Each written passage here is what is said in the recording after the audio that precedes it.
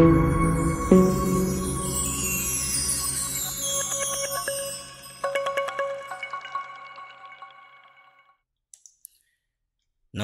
Competition YouTube ఛానల్కి అందరికీ స్వాగతం. క్వాలిటీ ఆన్లైన్ ఎగ్జామ్స్ ఇస్తున్న మన నవచైతన్య కాంపిటీషన్ ఇప్పుడు క్వాలిటీ వీడియోస్తో మీ ముందుకైతే రావడం జరిగింది. క్విక్గా రివిజన్ చేసుకునేందుకు వీలుగా తేలిగా అర్థం చేసుకోవడం గాను ఈ వీడియో సిరీస్ అయితే మీ ముందుకైతే తీసుకురావడం జరిగింది. ఈ వీడియోలో భాగంగా 8వ తరగతి బయాలజీలో సెమిస్టర్ 2లో చివరి లెసన్ అయితే వాయు జల కాలుష్యం అనే పాఠ్య భాగం గురించి రివ్యూ చేద్దాం. ప్రపంచంలో 7 వింతల్లో ఆగ్రాలోని తాజ్మహల్ ఒకటి. తాజ్ పరిసర ప్రాంతాల్లో వాయు కాలుష్యం ముప్పు పొంచి ఉండడం వల్ల దాని తెల్లని పాలరాయి స్మారక చిహ్నం అందం ప్రమాదంలో పడుతుంది. పర్యావరణ నాణ్యత ప్రమాణాలు నానాటికి దిగజారిపోతున్నాయని ప్రచార మాధ్యమాలు తరచూ చెబుతూనే ఉన్నాయి. అంటే నేడు సోషల్ మీడియా మొత్తం కూడాను రోజు కూడాను పర్యావరణ నాణ్యత తగ్గిపోతుందని మనకి ఎప్పటికప్పుడు మెసేజ్లు ఇస్తూనే ఉన్నారు. మన దైనందిన జీవితంలో నానాటికి దిగజారుతున్న గాలి నీరు యొక్క నాణ్యత ప్రమాణాలు ప్రభావాన్ని మనం అనుభవిస్తూనే ఉన్నాం. ఉదాహరణకు శ్వాసకోశ వ్యాధులతో బాధపడుతున్న ప్రజల సంఖ్య నేడు క్రమంగా పెరుగుతూనే ఉంది. ఇక వాయు కాలుష్యం గురించి ఒకసారి చూద్దాం. మనం ఆహారం లేకుండా కొంతకాలం జీవించగలం, కానీ గాలి లేకుండా కొన్ని నిమిషాలు కూడా జీవించలేము. గాలిలో వాయువుల మిశ్రమం ఉంటుంది. ఈ మిశ్రమంలో 78% నత్రజని, 21% ఆమ్లజని ఉంటాయి. Carbon dioxide, organ, methane, ozone మరియు నీటి ఆవిరి చాలా తక్కువ పరిమాణంలో ఉంటాయి. జీవులు నిర్జీవులు రెండింటిపై హానికర ప్రభావాన్ని చూపే అవసరం లేని పదార్థాల ద్వారా గాలి కాలుష్యం అవుతుంది. దీన్నే వాయు కాలుష్యం అంటాము. అంటే మనకు అవసరం లేనివి మరియు మనపైన ప్రభావం చూపించేవి, హానికరంగా ప్రభావం చూపించేవి, అంటే జీవులపైన కానీ నిర్జీవులపైన కానీ అవసరం లేకుండా హానికర ప్రభావాలు చూపించేటటువంటి పదార్థాలని మనం కాలుష్యకాలు అంటాం. ఇవి చేరడాన్ని వాయు కాలుష్యం అంటాం. మరి వాయు కాలుష్యం ఎలా జరుగుతుంది? గాలిని కలుషితం చేసే పదార్థాలు వాయు కాలుష్య కారకాలు. అంటే గాలిని కలుషితం చేసేటటువంటి ప్రతి అంశాన్ని కూడా మనం వాయు కాలుష్యం అని చెప్తాం అన్నమాట. కొన్నిసార్లు వాయు కాలుష్య కారకాలు కార్చిచ్చు లేదా అగ్నిపర్వత విస్ఫోటనాల నుండి ఉత్పన్నమయ్యే పొగ మరియు ధూళి వంటి సహజ వనరుల నుండి వస్తాయి. అంటే ఈ కాలుష్యకాలు మనకి సహజంగా వస్తాయి, మానవ కార్యకలాపాల వల్ల కూడా వస్తాయి. కొన్ని మానవ కార్యకలాపాల ద్వారా వాతావరణంలోకి కాలుష్య కారకాలు వచ్చి చేరుతాయి. కర్మాగారాలు, విద్యుత్ ఉత్పత్తి కేంద్రాలు, వాహనాల నుండి వెలువడే వాయువులు, వంట చెరుకు, పీడకలు మండించడం వల్ల విడుదలయ్యే వాయువులు ఈ వాయు కాలుష్య కారకాలు ఆధారాలుగా చెప్పవచ్చు. నిజానికి ఈ వాయు కాలుష్య కారకాలుగా మానవ నుండి చెప్పేటటువంటి కార్యకలాపాలు అంటే కర్మాగారాలు, విద్యుత్ ఉత్పత్తి కేంద్రాలు, వాహనాల నుండి వెలువడే వాయువులు, వంట చెరుకు, పీడకలు మండించడం, అలాగే పంటచాలలు తగలబెట్టడం ఇలాంటి వల్ల వస్తుంటాయి అన్నమాట. వాయు కాలుష్యం వల్ల అనేక శ్వాసకోశ సమస్యలు తలెత్తుతాయి. వాహనాలు carbon monoxide, carbon dioxide, nitrogen oxide మరియు పొగ వంటి అధిక స్థాయి కాలుష్య కారకాలు ఉత్పత్తి చేస్తాయి. పెట్రోల్, డీజిల్ వంటి ఇంధనాలను పాక్షికంగా మండించడం వల్ల, అంటే పూర్తిగా వాటికి ఆక్సిజన్ సరఫరా చేయకుండా మండించడం వల్ల మనకి కార్బన్ మోనాక్సైడ్ ఉత్పత్తి అవుతుంది. ఇది ఒక విషవాయువు. ఇది రక్తం యొక్క ఆక్సిజన్ వాహక సామర్థ్యాన్ని తగ్గిస్తుంది. మీకు తెలుసా, ఢిల్లీలో రిజిస్ట్రేషన్ అయిన వాహనాలు ఒకదాని తర్వాత ఒకటి వరుసలో ఉంచితే మొత్తం పొడవు ప్రపంచంలోని 2 పొడవైన నదులైన నైలు, అమెజాన్లో కలిపితే ఉండే పొడవుకు దాదాపుగా సమానంగా ఉంటాయి. అంటే ఢిల్లీలో రిజిస్ట్రేషన్ అయినటువంటి వాహనాలు కానీ ఒక పొడవైన గొలుసులా కానీ మనం పెడితే నైలు, అమెజాన్ 2 నదులను కలిపినా కూడాను అంత పొడవు వస్తాయన్నమాట. ఇక పొగమంచు. వాతావరణంలో దట్టమైన మంచు లాంటి పొర ప్రత్యేకించి చలికాలంలో ఏర్పడుతుంది. ఇది మంచుతో కూడుకున్నటువంటి పొగమంచు. పొగలో ఉన్న నైట్రోజన్ ఆక్సైడ్లు, ఇతర వాయు కాలుష్య కారకాలు మంచుతో కలిసి పొగమంచు ఏర్పడుతుంది. పొగమంచు వలన పిల్లల్లో ఉబ్బసం, దగ్గు మరియు శ్వాస తీసుకోవడంలో ఇబ్బందులు తలెత్తుతాయి. ఓకే, ఇవి మనకు వచ్చేటటువంటి సాధారణమైన జబ్బులు. చమురు శుద్ధి కర్మాగారాలు సల్ఫర్ డయాక్సైడ్లు, నైట్రోజన్ డయాక్సైడ్లు వంటి వాయుపూరిత కాలుష్య కారకాలకు ప్రధాన వనరు. అంటే చమురు శుద్ధి కర్మాగారాలు మొదలైనవి ఈ నైట్రోజన్ డయాక్సైడ్ కానీ సల్ఫర్ డయాక్సైడ్ కానీ ఈ చమురు శుద్ధి కర్మాగారాల నుండి విడుదలవుతాయి. విద్యుత్ ఉత్పత్తి కేంద్రాలలో బొగ్గు వంటి ఇంధనాల దహనం ద్వారా సల్ఫర్ డయాక్సైడ్ ఉత్పత్తి అవుతుంది. మరి బొగ్గు కేంద్రాల్లో కూడా, అంటే థర్మల్ మనకి ఎలక్ట్రిసిటీ ఉన్నాయి కదండి, థర్మల్ ఎలక్ట్రిసిటీ సెంట్రల్లో నుండి కూడా మనకి సల్ఫర్ డయాక్సైడ్ వస్తుందన్నమాట, థర్మల్ పవర్ ప్లాంట్ నుండి. ఇది శాశ్వతంగా ఊపిరితిత్తుల్లో నష్టంతో సహా శ్వాసకోశ సంబంధిత సమస్యను కలిగిస్తుంది. ఇతర రకాల కాలుష్య కారకాలు క్లోరోఫ్లోరో కార్బన్లు, సిఎఫ్సి. వీటిని రిఫ్రిజిరేటర్లు, ఎయిర్ కండిషనర్లు, ఏరో స్ప్రేలలో ఉపయోగిస్తారు. చూసారు కదా, ఏరోసోల్ స్ప్రేలో కూడాను మనం ఉపయోగిస్తాము సిఎఫ్సిస్ అనేవి. ఇవి చాలా ప్రమాదకరం. సిఎఫ్సిలు వాతావరణంలోని ఓజోన్ను దెబ్బతీస్తాయి. అంటే మనకి ఏదైతే రక్షణ వలయంగా ఉందో అతి నీలలోహిత కిరణాలు రాకుండా ఓజోన్ పొర సూర్యుని యొక్క హానికరమైనటువంటి అతి నీలలోహిత కిరణాల నుండి మనల్ని రక్షిస్తుంది. ఇప్పుడు సిఎఫ్సిల స్థానంలో తక్కువ హానికర రసాయనాలు వాడుతుండడం సహజంగా సంతోషకరమైన విషయం. అంటే ఇప్పుడైతే ఈ రిఫ్రిజిరేటర్లో కానీ ఎయిర్ కండిషన్లో కానివ్వండి సిఎఫ్సిల స్థానంలో ఈకో ఫ్రెండ్లీ గ్యాసెస్ అయితే వాడుతున్నారు. ఇది చాలా మనం సంతోషపడాల్సిన అవసరం ఉంది. మోటార్ వాహనాలలో డీజిల్, పెట్రోల్ను దహించడం మూలంగా గాలిలో చాలా కాలం పాటు నిలిచి ఉండే చిన్న రేణువులు ఉత్పత్తి చేస్తాయి. అవి కంటి చూపును తగ్గిస్తాయి. వాటిని పీల్చినప్పుడు శ్వాసకోశ వ్యాధులు కలిగిస్తాయి. పారిశ్రామిక పరిశ్రమలైనటువంటి ఉక్కు తయారీ, ఖనిజాల తవ్వకం సమయంలో కూడా ఇటువంటి సూక్ష్మ రేణువులు ఉత్పత్తి అవుతాయి. అంతేకాకుండా పెట్రోల్ మరియు డీజిల్ వంటి వాటిని మనం మండించినప్పుడు అంటే తక్కువ సైజులో మైక్రాన్లో ఉండేటటువంటి డస్ట్ పార్టికల్స్ కూడాను వాతావరణంకు విడుదలవుతాయి. ఇవి కంటి చూపుని, శ్వాసకోశం సంబంధించిన వ్యాధుల్ని కలిగిస్తాయి.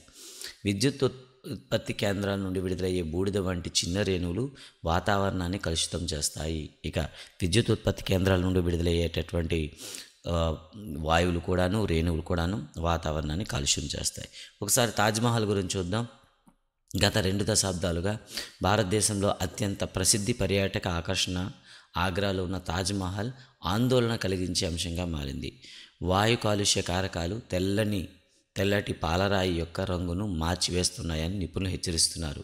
కాబట్టి కలుషితమైన గాలి వల్ల జీవులు మాత్రమే కాకుండా భవనాలు, స్మారక చిహ్నాలు, విగ్రహాల వంటి నిర్జీవులు కూడా ప్రభావితమవుతున్నాయి. అంటే వాయు కాలుష్యం అనేది కేవలం జీవులకే కాదు, నిర్జీవులకు కూడాను హాని కలిగించే స్థాయిలో ఉన్నాయి. ముఖ్యంగా ఈ భవనాలు కానివ్వండి, స్మారక చిహ్నాలు కానివ్వండి, విగ్రహాలు కానివ్వండి పోయేటట్లు చేస్తున్నాయి. ఆగ్రా మరియు దాని చుట్టుపక్కల ఉన్న రబ్బర్ ప్రాసెసింగ్, ఆటోమొబైల్, రసాయనిక పరిశ్రమలు, ముఖ్యంగా మధుర చమురు శుద్ధి కర్మాగారం సల్ఫర్ డయాక్సైడ్, నైట్రోజన్ డయాక్సైడ్ వంటి కాలుష్య కారకాలను ఉత్పత్తి చేస్తూ కాలుష్యానికి కారణమవుతున్నాయి. అంటే ఈ కాలుష్య కారణాలు వాతావరణంలోకి విడుదల చేయడం వల్ల మొత్తం కలుషితం అయిపోతున్నాయి. ఈ వాయువులు వాతావరణంలో ఉన్న నీటి ఆవిరితో చర్య పొంది సల్ఫ్యూరిక్ ఆమ్లము మరియు నైట్రిక్ ఆమ్లాలను ఏర్పరుస్తాయి. సల్ఫర్ డయాక్సైడ్ కానివ్వండి, నైట్రోజన్ డయాక్సైడ్ కానివ్వండి వాతావరణంలోకి విడుదలయ్యి వాతావరణాన్ని కలుషితం చేస్తున్నాయి. ఈ ఆమ్లాలు వర్షంతో కలిసి కురవడం మూలంగా వర్షం ఆమ్లంగా మారుతుంది. దీన్ని ఆమ్ల వర్షం అంటారు. ఆమ్ల వర్షం తాజ్మహల్ కట్టడం యొక్క పాలరాయిపై పొరను నాశనం చేస్తుంది. ఈ దుర్విన్యాసాన్ని మార్బుల్ క్యాన్సర్ అంటారు. అంటే మనకి పాలరాయి పైన ఉండేటటువంటి పైపర్ అనేది ఆక్షీకరణం జరుగుతుంది, యాసిడ్తో చేరిపోతుంది. ఫలితంగా తన యొక్క అందాన్ని అయితే కోల్పోతుందన్నమాట. దీన్ని మనం మార్బుల్ క్యాన్సర్ అంటారు. మధుర చమురు శుద్ధి కర్మాగారం నుండి విడుదలయ్యే గాలిలో నిలిచి ఉండే మసి వంటి రేణు రూప కలుషితాలు పాలరాయి పసుపు రంగులోకి మారడానికి దోహదపడుతున్నాయి. తాజ్మహల్ రక్షణకు భారత సుప్రీంకోర్టు అనేక చర్యలు చేపట్టింది. CNG, compressed natural gas, LPG, liquefied petroleum gas వంటి కాలుష్యం చేయని ఇంధనాలను వాడకానికి మారాలని పరిశ్రమలను ఆదేశించింది. అయితే ఈ పరిశ్రమలు అనేవి సాంప్రదాయ ఇంధనాలను వాడకుండా తక్కువ కాలుష్యాన్ని కలిగించేటటువంటి పదార్థాలను వాడమని భారత సుప్రీంకోర్టు అయితే చాలాసార్లు చెప్పింది. కాబట్టి ఇక్కడ చమురు శుద్ధి కర్మాగారం నుండి విడుదలయ్యే గాలిలో ఉండే మసి వల్ల తాజ్మహల్ ఏ రంగులోకి మారుతుంది అని అడుగుతాడు. పసుపు రంగులోకి మారుతుంది. ఇక తర్వాత అంతేకాక తాజ్మహల్ పరిసరాల్లోని వాహనాలు అంటే ఆటోమొబైల్స్ సీసము లేని పెట్రోల్ వినియోగానికి మారాలని సూచించింది. అంటే లెడ్ లేనటువంటి పెట్రోల్ అనమాట. ఆమ్ల వర్షము మృత్తికను, మొక్కలను కూడా ప్రభావితం చేస్తుంది. అంటే ఈ ఆమ్ల వర్షాలు యాసిడ్ రైన్స్ అనేవి కేవలం జంతువులకే కాదు, కట్టడాలకి, తద్వారా భూమిని కూడా కలుషితం చేస్తుందన్నమాట. ఇక గ్రీన్ హౌస్ ప్రభావం చూద్దాం. సూర్యుని వికిరణాలు భూమి యొక్క ఉపరితలాన్ని వేడి చేస్తాయి. భూమిపై పడిన సూర్య వికిరణంలో కొంత భాగాన్ని భూమి గ్రహించి కొంత భాగాన్ని తిరిగి వాతావరణంలోకి విడుదల చేస్తుంది. పరావర్తన చెందే వికిరణాల్లో కొంత శాతం వాతావరణంలో చిక్కుకుపోతుంది. ఈ వికిరణం భూమికి మరింత వేడిని తీసుకొస్తుంది. మీరు నర్సరీలో లేదా మరెక్కడైనా గ్రీన్ హౌస్ని చూసినట్లయితే ఆకుపచ్చని పై తెర ద్వారా సూర్యుని వేడి లోపలికి అనుమతించబడుతుంది, కానీ బయటకు పోలేదు. ఈ గ్రహించిన వేడినే గ్రీన్ హౌస్ లోపల బాగా వెచ్చడానికి ఉంచుతుంది. సో గ్రీన్ హౌస్లో మనమైతే ఈ ప్రభావాన్ని అయితే మనం చూడవచ్చు. గ్రీన్ హౌస్లో మనకు ఒకసారి వేడి మనకి ప్రవేశించినట్లయితే తిరిగి అది బయటకు రాకుండా లోపల నిల్వ ఉంచడం జరుగుతుంది. లోపల చేరిన వికిరణం బయటికి వెళ్లకుండా గ్రీన్ హౌస్ వేడిని నిలిపి ఉంచుతుంది. భూ వాతావరణంలో చిక్కుకున్న వికిరణం ఇదే మాదిరి ప్రభావం చూపిస్తుంది. అందుకే దీన్ని గ్రీన్ హౌస్ ఎఫెక్ట్, హరిత గృహ ప్రభావం అంటారు. గ్రీన్ హౌస్ ప్రభావం ప్రక్రియ లేకుండా భూమిపై గల జీవులకు జీవనం సాధ్యం కాదు. కానీ ఇప్పుడు ఇది ప్రాణాలకు ముప్పు కలిగిస్తుంది. గాలిలో ఉండే అధిక కార్బన్ డయాక్సైడ్ గ్రీన్ హౌస్ ప్రభావానికి కారణమయ్యే వాయువులో ఒకటి. కార్బన్ డయాక్సైడ్ అనే వాయువు గాలి యొక్క సంఘటనలో ఒక భాగం. కార్బన్ డయాక్సైడ్ అధికంగా ఉంటే అది కాలుష్యకారిగా పనిచేస్తుంది. ఒకవైపు మానవ కార్యకలాపాల కారణంగా కార్బన్ డయాక్సైడ్ నిరంతరం విడుదల చేయబడుతుంది. మరోవైపు అడవుల విస్తీర్ణం తగ్గిపోతుంది. మొక్కల కిరణజన్య సంయోగ క్రియ కోసం వాతావరణం నుండి కార్బన్ డయాక్సైడ్ని వినియోగించుకుంటాయి. అందువల్ల గాలిలో కార్బన్ డయాక్సైడ్ ఘనపరిమాణం తగ్గుతుంది. అటవీ నిర్మూలన వల్ల ఆక్సిజన్ వినియోగించుకునే వృక్షాల సంఖ్య తగ్గిపోతుంది. ఇదే గాలిలో గల కార్బన్ డయాక్సైడ్ పరిమాణం పెరుగుదల కారణమవుతుంది. అంటే ఇక్కడ అటవీ నిర్మూలన వలన కార్బన్ డయాక్సైడ్ వినియోగించుకునే వృక్షాల సంఖ్య తగ్గుతుందన్నమాట. దీనివల్లే మనకి ఏమవుతుంది, గాలిలో ఉండే కార్బన్ డయాక్సైడ్ పెరిగిపోతుందన్నమాట. మానవ కార్యకలాపాలు కూడా వాతావరణంలో కార్బన్ డయాక్సైడ్ శాతం పెరగడానికి కారణమవుతుంది. కార్బన్ డయాక్సైడ్ వేడిని బంధించి ఉంచడమే కాక అంతరిక్షంలో వేడిమి పోకుండా భూ వాతావరణంలో కలిపి ఉంచుతుంది. ఫలితంగా భూ వాతావరణం యొక్క సగటు ఉష్ణోగ్రత క్రమంగా పెరుగుతుంది. అందుచే దీన్ని గ్లోబల్ వార్మింగ్, భూతాపము అంటారు. అంటే ఈ గ్రీన్ హౌస్ ఎఫెక్ట్ వల్ల సగటు భూమి యొక్క ఉష్ణోగ్రత పెరుగుతుందన్నమాట. మీథేన్, నైట్రస్ ఆక్సైడ్, నీటి ఆవిరి వంటి ఇతర వాయువులు కూడా ఈ ప్రభావానికి దోహదం చేస్తాయి.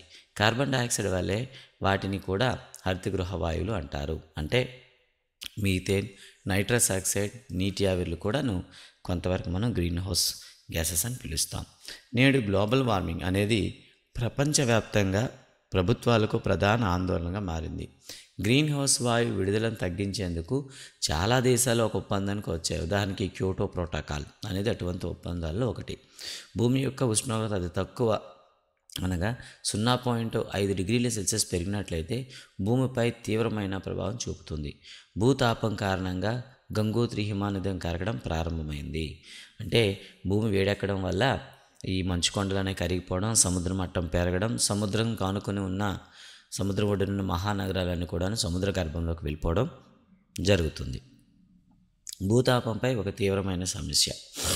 సముద్ర మట్టాల పెరుగుదలకు భూతాపం ప్రధాన కారణం. భూతాపం వల్ల వర్షపాత విస్తరణ, వ్యవసాయము, అడవులు, మొక్కలు, జంతువులు మొదలైన వాటిపై ప్రభావం పడుతుంది. ఆసియాలోని చాలా ప్రాంతాలకు చెందిన అధిక శాతం ప్రజలు భూతాపం అనే ఆపదలో చిక్కుకొని ఉన్నారు. చాలా వరకు ఆసియా దేశాలన్నీ కూడాను ఈ భూతాపం వల్ల, ఈ సముద్ర ప్రభావం వల్ల చాలామంది ఇబ్బంది పడుతున్నారు. తాజా వాతావరణ మార్పు నివేదిక మనకు గ్రీన్ హౌస్ వాయువులు ప్రస్తుత స్థాయిలో పరిమితంగా ఉంచడానికి కొంత సమయం మాత్రమే ఇచ్చింది. అలా కాకుండా ఈ శతాబ్దం చివరికి భూమిపై ఉష్ణోగ్రత 2 డిగ్రీల సెల్సియస్ కంటే పెరగవచ్చు. ఈ స్థాయి ప్రమాదకరంగా పరిగణించబడింది. అదే ఉంటే మనకు చాలా ప్రమాదకరమని చెప్పడం జరుగుతుంది. అయితే మరి ఈ గాలి కాలుష్యం తగ్గించడానికి మనం ఏం చేయాలి? ప్రపంచంలో అత్యంత కలుషితమైన నగరాలలో ఢిల్లీ ఒకటి. పెట్రోల్, డీజిల్తో నడిచే వాహనాల నుండి వెలువడే పొగతో అది ఉక్కిరిబిక్కిరి అవుతుంది. అందుచే వీటికి ప్రత్యామ్నాయంగా CNG, compressed natural gas or unleaded petrol, ఓకేనా, సీసపు రహిత పెట్రోల్ వంటి ఇంధనాలను వాడకడం ప్రారంభించాలి నిర్ణయం తీసుకున్నారు. ఈ చర్యల వల్ల నగరానికి స్వచ్ఛమైన గాలి లభిస్తుంది. ఇది ఇలా చేసినట్లయితే మనకు స్వచ్ఛమైన గాలి అనేది లభించడం జరుగుతుంది. టపాసులు వద్దని చెప్పండి అనే కార్యక్రమం చాలా పాఠశాలలో దీపావళి సమయంలో విద్యార్థులచే ప్రచారం చేయబడింది. ఈ కార్యక్రమం వల్ల వాయు కాలుష్యంలో చాలా సానుకూల మార్పులు కనిపించింది. అంటే వాయు కాలుష్యం తగ్గడానికి అవకాశం కల్పించిందనమాట. వివిధ ప్రదేశాల్లో గాలి నాణ్యత ప్రభుత్వం మరియు ఇతర సంస్థలు క్రమం తప్పకుండా పర్యవేక్షిస్తూ ఉంటాయన్నమాట. అంటే గాలి యొక్క నాణ్యత అనేది ఎప్పటికప్పుడు చెక్ చేస్తూనే ఉన్నారు. మన శక్తి అవసరాలకు వినియోగించే శిలాజ ఇంధనాలకు బదులుగా ప్రత్యామ్నాయ ఇంధనాల వైపు మారవలసిన అవసరం ఎంతైనా ఉంది. ఉదాహరణకు సౌరశక్తి, జలశక్తి, పవనశక్తులు వంటివి కావచ్చు.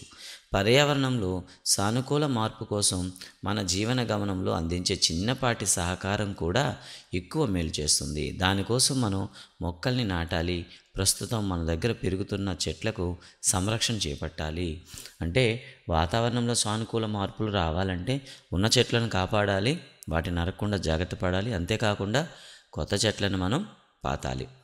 ప్రతి సంవత్సరం జూలై నెలలో అనేక లక్షల మొక్కలు నాటడం కోసం వన మహోత్సవం నిర్వహిస్తారు. ప్రతి సంవత్సరం కూడా మనం జూలైలో వన మహోత్సవం అనేది మొక్కల సంఖ్య పెంచడానికి నిర్వహిస్తాము. ఇక జల కాలుష్యం, జనాభా పెరుగుదల, పరిశ్రమలు, వ్యవసాయ అవసరాల కోసం నీటి వనరులు క్రమంగా తరిగిపోతున్నాయి. బట్టలు ఉతకడం, స్నానం చేసిన తర్వాత నీటి మురికిగా మారిపోతుంది. దీని అర్థం మనకు కొన్ని పదార్థాలను నీటిలో కలుపుతున్నాము. అవి నీటి నాణ్యతను పాడు చేస్తాయి. నీటి వాసన, రంగులో కూడా మార్పులు కలుగజేస్తాయి.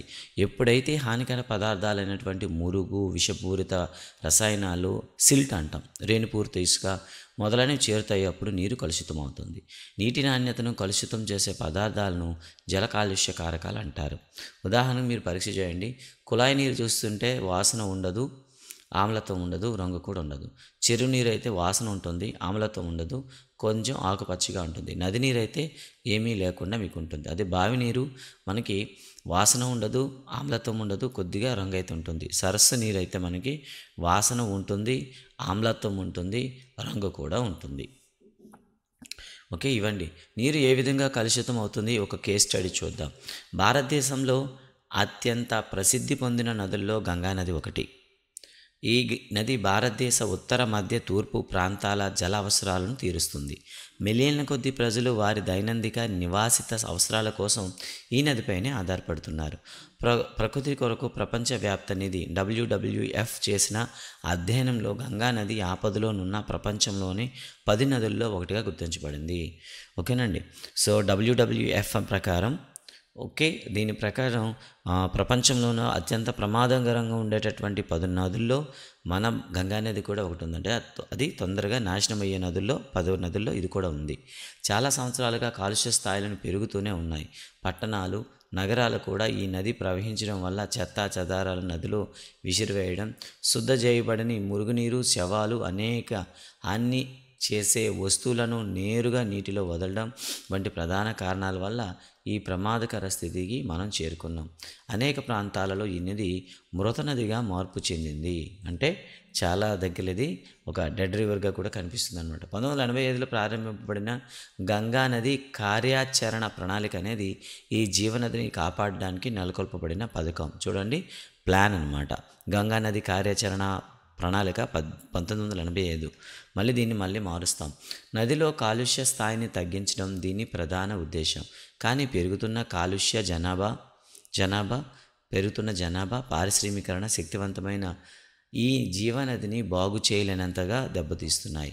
ప్రస్తుతం సరికొత్తగా భారత ప్రభుత్వం 2016లో క్లీన్ గంగా జాతీయ మిషన్ NMCG అనే కొత్త పథకాన్ని ప్రారంభించింది. ఉత్తరప్రదేశ్లోని కాన్పూర్లో గల గంగానది పరివాహక ప్రాంతం కాలుష్యం సంభవించే ప్రదేశాల్లో ఒకటి. అత్యధికంగా ఉత్తరప్రదేశ్లో కాన్పూర్ అత్యధిక జనాభా కలిగిన పట్టణాల్లో ఒకటి. అంటే మనకి ఏదైతే ఈ కాన్పూర్ నగరం ఉందో గంగానది ఒడ్డున ఉండే నగరాల్లో ఎక్కువ జనాభా ఉండేటటువంటి ఒక నగరం. దీని నుండి ఎక్కువగా కాలుష్యం అవుతుందని నిర్దేశించారు. గంగానదిలో ప్రజలు స్నానం చేయడం, బట్టలు ఉతకడం, మల విసర్జన చేయడం వంటి దృశ్యాలు కనిపిస్తాయి. అంతేగాక చెత్త, పూలు, దేవతామూర్తుల విగ్రహాలు, భూమిలో విక్షేపణం కాని పాలిథీన్ సంచులు కూడా నదిలో పారవేస్తున్నారు. ఉంటారు. కాన్పూర్‌లో గంగా నది నీటి గణపరిమాణం తక్కువగా ఉండటమే కాకుండా ప్రవాహ వేగం నెమ్మదిగా ఉంటుంది. కాన్పూర్‌లో 5,000 కంటే ఎక్కువ పరిశ్రమలు కేంద్రీకృతమై ఉన్నాయి. ఆ పరిశ్రమ జాబితాలో ఎరువులు, డిటర్జెంట్లు, తోళ్లు, రంగుల పరిశ్రమలు కూడా ఉన్నాయి.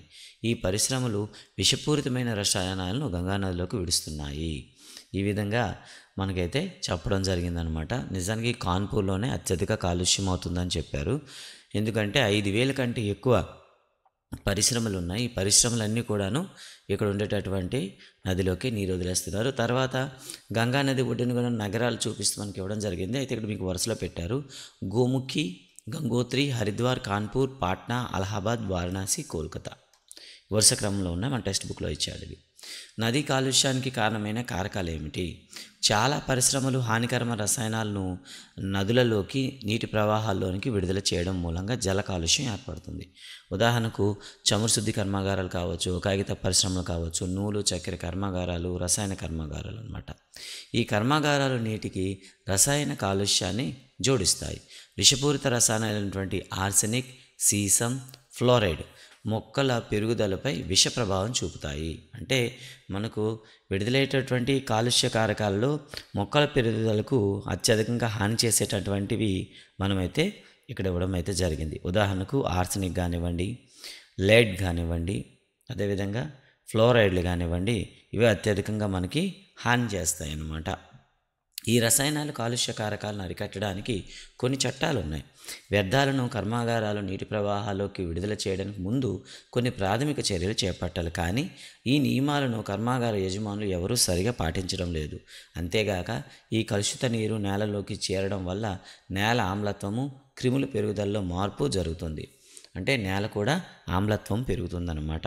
వ్యవసాయంలో వాడే రసాయనాలన్నీ వ్యవసాయ క్షేత్రాల్లో ఉన్న నీటిని కలిసిపోయి ఆ క్రమంలో నీటి ప్రవాహాల్లోకి చేరుతాయి. ఈ రసాయనాలు భూమిలోకి చేరి ఇంకి భూగర్భ జలాలను కూడా కలుషితం చేస్తున్నాయి. ఒక చెరువును దూరం నుండి చూసినప్పుడు అది ఆకుపచ్చగా కనిపిస్తుంది. కారణం ఆ నీటిలో అసంఖ్యాకమైనటువంటి శైవలాలు అభివృద్ధి చెందడం. వ్యవసాయ క్షేత్రం నుండి వచ్చే నీటిలో అధిక పరిమాణంలో రసాయనాలు చెరువులోకి చేరడం వల్ల ఆ నీటిలో ఉండేటటువంటి మొక్కలు శైవలాలు అభివృద్ధి చెందుతాయి. ఈ రసాయనాలు చెరువులోని శైవలాల అభివృద్ధికి పోషకాలుగా పనిచేస్తాయి. ఈ శైవలాలు ఒక్కసారిగా మరణిస్తే ఆ చెరువులోని అడుగు భాగాన గల విచ్ఛిన్నికారులైనటువంటి బ్యాక్టీరియాకు ఆహారం అవుతుంది. ఆ చెరువులో ఆమ్లజని వినియోగం అధికమవుతుంది. ఫలితంగా ఆక్సిజన్ పరిమాణం తగ్గిపోవడం వల్ల జలచర జీవులు ప్రాణాలకు ముప్పు ఏర్పడుతుంది. అంటే మనకి ఎప్పుడైతే సరే ఈ జలాశయాల్లో రసాయనిక ఎరువుల వల్ల పోషకాలు పెరిగాయో ఆ జలాశయాల్లో పెరిగేటటువంటి ఏవైతే శైవలాలు ఉన్నాయో విపరీతంగా పెరుగుతాయి. ఇవి శైవలాలు పెరగడంతో పాటు అక్కడున్న ఆక్సిజన్ అయితే చాలా ఎక్కువగా పీల్చేసుకుంటాయి. ఫలితంగా మనకేమవుతుంది, బీఓడి అంటాం, బయలాజికల్ ఆక్సిజన్ డిమాండ్ అనేది నీటిలో పెరిగిపోతుంది. ఫలితంగా అక్కడ ఉండేటటువంటి జలచరాలను చనిపోతాయి. కొన్నిసార్లు శుద్ధి చేయని నీటిని నేరుగా నదుల్లోకి మళ్లిస్తుంటారు. అందులో ఆహార వ్యర్థాలు, డిటర్జెంట్లు, సూక్ష్మజీవులు కూడా ఉంటాయి. మురుగునీటిలో కలరా, టైఫాయిడ్, పచ్చకామెర్లు వంటి వ్యాధులకు కారణమయ్యే బ్యాక్టీరియాలు, వైరస్లు, శిలీంధ్రాలు, పరాన్నజీవులు కూడా ఉండవచ్చు. అంటే కొన్నిసార్లు మన గృహ వ్యర్థాల నుండి వచ్చేటటువంటి రోగకారక సూక్ష్మజీవులు కూడా మురుగునీటిలో ఉంటాయి. క్షీరదాల మూలంలో ఉండే బ్యాక్టీరియా శుద్ధజల నాణ్యతను తెలియజేసే సూచిక. ఓకేనండి.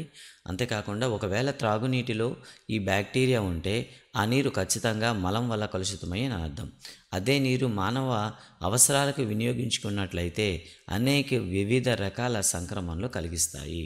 అంటే అదే నీరు కానీ మానవ అవసరాలకు వాడినట్లయితే, ఓకే చూసారా, ఆ బ్యాక్టీరియా ఉండేటటువంటి నీటిని మనం కానీ ఉపయోగించినట్లయితే మనకు చాలా ప్రమాదకరమైనటువంటి వ్యాధులు అయితే వస్తాయి. ఇంకా మీకు తెలుసా, వేడి నీరు కూడా ఒక రకమైనటువంటి కాలుష్య కారణి అవుతుంది. అంటే మనం ఏదైనా వేడి నీరు అనేది నేరుగా మనం నదుల్లోకి విడిచిపెడితే అది కూడా కాలుష్య కారణం అవుతుంది. ఈ వేడి నీరు సాధారణంగా థర్మల్ విద్యుత్ ఉత్పత్తి కేంద్రాలు, కర్మాగారాల నుండి వచ్చే నీరు. ఈ నీటిని నేరుగా నదుల్లోకి వదులుతారు. ఈ వేడి నీరు ఆ నీటి ఉష్ణోగ్రతను పెంచుతుంది. ఫలితంగా అక్కడ నివసించే జంతువులు, మొక్కలు, ప్రాథమిక జీవంపై చాలా ప్రతికూల ప్రభావం చూపెడతాయి. అంటే అందులో ఉండేటటువంటి జలచరాలు కానివ్వండి, మొక్కలు కానీ ఈ అధిక ఉష్ణోగ్రతకు ప్రభావం అవుతాయి. ఇక తాగునీరు అనగానేమి, తాగునీటికి ఏ విధంగా శుద్ధి చేస్తారు? సరళమైన నీటి శుద్ధి పరికరం తయారీ. ఒక ఖాళీ పారదర్శక ప్లాస్టిక్ సీసాను తీసుకొని దాని మధ్య భాగంలో కోసి 2 భాగాలుగా చేయండి. పై భాగాన్ని గరటుగా చేసుకొని క్రింది భాగంలో తలక్రిందులుగా బోర్లించండి. ఇందులో శుభ్రమైన కాటన్ గుడ్డ లేదా పేపర్ నాప్కిన్లను పొరల పొరలుగా పేర్చి వీటిపై దూది, ఇసుక, గులకరాలను వరుస పొరలుగా వేయండి. ఇప్పుడు అపరిశుభ్రమైన నీటిని ఈ పొరల గుండా పారించి వడపోయవచ్చు. చూడడానికి స్వచ్ఛంగా ఏ విధమైన వాసన లేనటువంటి నీటిని తాగుతున్నప్పటికీ ప్రజలు రోగాల బారిన పడుతుంటారు. అంటే మనం పరిశుభ్రంగా ఉన్నాయి కదా అని నీరు తాగుతున్నా కూడా మనకు చాలా వ్యాధులు వస్తుంటాయి. చూడడానికి నీరు పరిశుభ్రంగా ఉన్నప్పటికీ కూడా దానిలో సూక్ష్మజీవులు, కరిగిన మలినాలు ఉంటాయి. కావున తాగడానికి ముందుగా నీటిని శుభ్రపరచడం అత్యంత ఆవశ్యకమని మనం తెలుసుకోవాలి. కాబట్టి నీటిని ఖచ్చితంగా మరిగించాలి. తాగడానికి అనువుగా ఉన్న నీటినే త్రాగునీరు, పోర్టబుల్ వాటర్ అంటారు. మురుగునీటి శుద్ధి కర్మాగారాలు నీటిని జలవనరులోకి విడుదల చేయడానికి ముందు వివిధ భౌతిక రసాయన ప్రక్రియలకు సహాయపడతాయి. అంటే వాటిని శుద్ధి చేస్తారన్నమాట. పురపాలక విభాగం నీటిని అనేక దశల్లో శుద్ధి చేసిన పిమ్మట గృహ అవసరాలకు పంపిణీ చేస్తారు. మీకు తెలుసా, ప్రపంచంలో 25% జనాభాకు నేటికి కూడాను సురక్షిత మంచినీరు అంటే సురక్షిత త్రాగునీరు అందుబాటులో లేదు. మరి ఈ నీటిని ఏ విధంగా మనం శుద్ధి చేస్తాం? నీటిని వడపోయటం కేవలం మలినాలను తొలగించడానికి చేపట్టే భౌతిక ప్రక్రియ మాత్రమే. అదేవిధంగా మనం గృహ అవసరాలకు ప్రస్తుతం విరివిగా ఉపయోగిస్తున్న ఫిల్టర్ క్యాండిల్ రకానికి చెందిన ఫిల్టర్ మనం తయారు చేస్తాం. చాలామంది గృహ వినియోగదారులు నీటిని మరిగించడం ద్వారా సురక్షిత నీటిని పొందుతారు. మరిగించడం వలన సూక్ష్మజీవులు నశించిపోతాయి. నీటిని శుద్ధి చేసే విధానాలలో క్లోరినేషన్ అనే సాధారణ రసాయన పద్ధతి ఒకటి ఉంది. ఈ పద్ధతిలో క్లోరిన్ బిళ్ళలు లేదా బ్లీచింగ్ పౌడర్ను కలిపి శుద్ధి చేస్తారు. నిర్దేశించిన మోతాదులో మించి క్లోరిన్ బిళ్ళలు నీటిని శుద్ధిని వినియోగించకుండా జాగ్రత్త పడాలి. అంటే కొంత స్థాయి వరకే మనం వేయాలి. అంతకన్నా ఎక్కువ వేసిన లాభంతో పాటు నష్టాలు కూడా పెరిగిపోతాయి. పరిశ్రమల విభాగాల్లో చట్టాలను ఖచ్చితంగా అమలు చేయాలి. తద్వారా పారిశ్రామిక కలుషిత జలాలను నదులు, సరస్సులలోకి నేరుగా వదలకుండా చేయవచ్చు. ప్రతి పారిశ్రామిక ప్రాంతంలో మురుగునీటి శుద్ధి కర్మాగారాలు నీటిని వృధా చేయకుండా ఉండాలి. తగ్గించడం, తిరిగి వాడడం, పునఃచక్రీయం వంటి పద్ధతులను మన మంత్రం అయి ఉండాలి.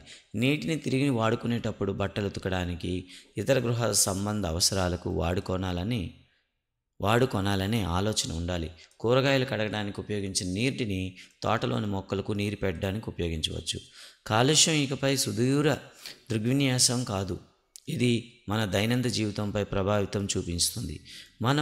మన బాధ్యతలను గుర్తించి పర్యావరణ స్నేహపూరిత విధానాలను అవలంబించకపోతే మన భూగ్రహం మనుగడ ప్రమాదాన్ని పొంచి ఉంది. ఇక తర్వాత మీకు తెలుసా, మీరు పళ్ళు తోముకునేటప్పుడు మీ కుళాయిని వదిలేయడం ద్వారా చాలా లీటర్ల నీరు వృధా కావచ్చు. కారుతున్న కుళాయి నుంచి 1 సెకనుకు ప్రతి సంవత్సరం 1000 లీటర్ల నీరు వృధా చేస్తుంది. అంటే 1 సెకనుకు ఒక చుక్క అయితే కాడవచ్చు, కానీ అలాంటి కుళాయిలు 1000 లీటర్ల నీటిని వేస్ట్ చేస్తున్నాయి. మనం ఏం నేర్చుకున్నాం?